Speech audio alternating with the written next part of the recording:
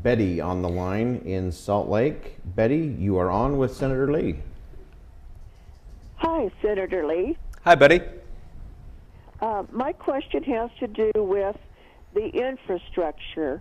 Where are we going to get the funding to repair our bridges and roads and rail tracks?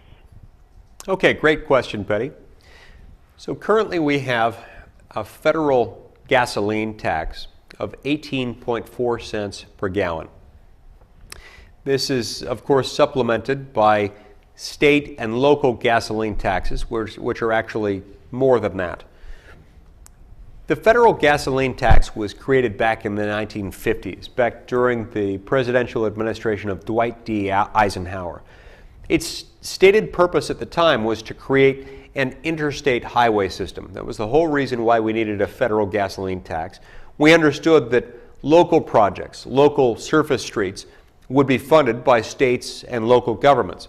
But we needed an interstate highway system to connect the country. The interstate highway system is now basically complete.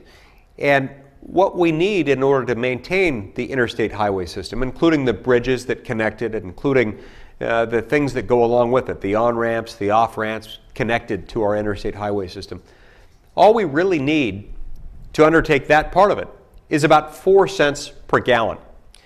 So I have a proposal called the Transportation Empowerment Act that I've introduced in the Senate that would reduce the federal gasoline tax to about 4 cents per gallon. It would give us more than enough money to maintain the interstate highway system. We would then allow the states to collect the difference, the differential 14.5 cents per gallon, to make sure that other projects are funded adequately. We could do more with less. That same amount of money, when spent by the states, oftentimes goes 20 or 30% farther if spent on the state and local level, because when spent on the state and local level, it's not subject to all the same federal regulations, including the requirement to pay what are known as Davis-Bacon wages, something that requires us to pay a higher wage rate if it's a federal project than if it's a state project. Look, our roads, our bridges, our other transportation infrastructure, they really don't care whether this is a state or a federal project.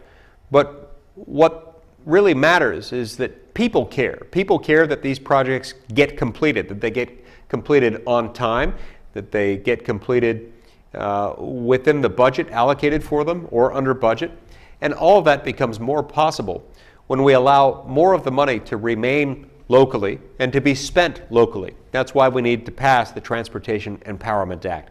This will make it possible for us to put more of our transportation infrastructure dollars into steel and concrete going into the ground, and it'll allow us to send less of that money back to Washington, where it will be consumed by a combination of government bureaucrats and lobbyists and others who make their living off of big government.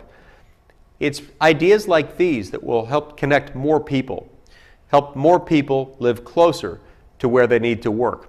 It'll help more people spend more time with their families and spend less time stuck in gridlock traffic.